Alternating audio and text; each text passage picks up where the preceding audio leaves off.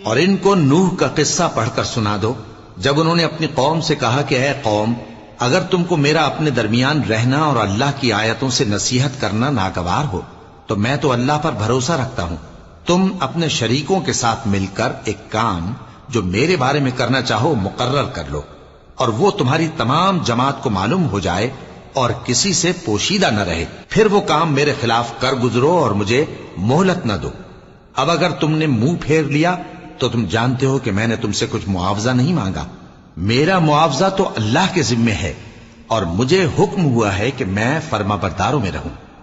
پھر ان لوگوں نے ان کی تکذیب کی تو ہم نے ان کو اور جو لوگ ان کے ساتھ کشتی میں سوار تھے سب کو طوفان سے بچا لیا اور انہیں زمین میں خلیفہ بنا دیا، اور جن لوگوں نے ہماری آیتوں کو جھٹلایا ان کو غرق کر دیا۔ تو دیکھ لو کہ جو لوگ ڈرائے گئے تھے ان کا کیسا انجام ہوا۔